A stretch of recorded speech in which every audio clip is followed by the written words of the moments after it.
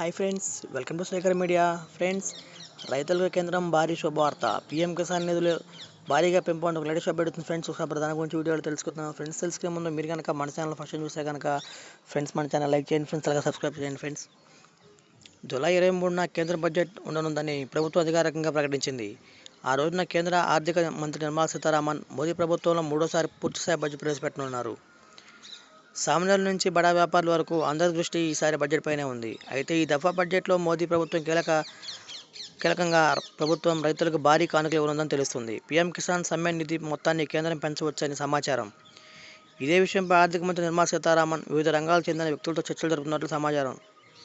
PM Kisan Samman Nidhi డబ్బులు పెంపు.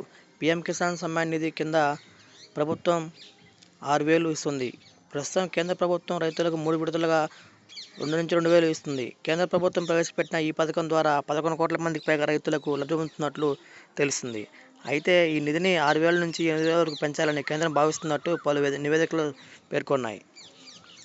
మూడోసారి ప్రమాణ స్వీకారం చేసిన తర్వాత నరేంద్ర మోదీ ఈ ఫైల్ పైన మొదటి సంతకం చేశారు. అంటే ఈ పథకానికి ఎంత ప్రాముఖ్యత ఉందో మనం అర్థం చేసుకోవచ్చు. పీఎం కిసాన్ సమ్మాన్ నిధిని ప్రధానమంత్రి వారణాసి నుంచి ప్రారంభించారు. ఈసారి మోదీ ప్రభుత్వం 20,000 కోట్లను నేరుగా అర్హులైన రైతుల ఖాతాలో జమ చేసింది.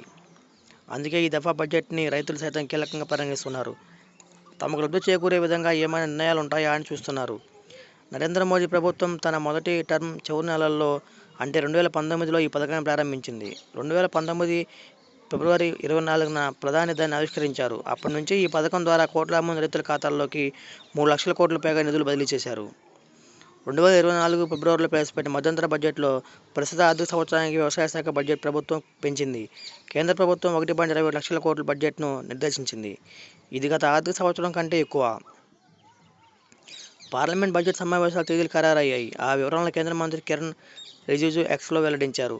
బడ్జెట్ సమావేశాల తేదీలను రాష్ట్రపతి ఆమోదం తెలిపారని వెల్లడించారు. జూలై 22 నుంచి ఆగస్టు 12 వరకు బడ్జెట్ సమావేశాలు జరుగుతాయని, 2024-25 సంవత్సరానికి గాను పూర్తిస్థాయి కేంద్ర బడ్జెట్ను కేంద్ర ఆర్థిక మంత్రి నిర్మలా సీతారామన్ ఈ నెల 23న ప్రవేశపెడతారు.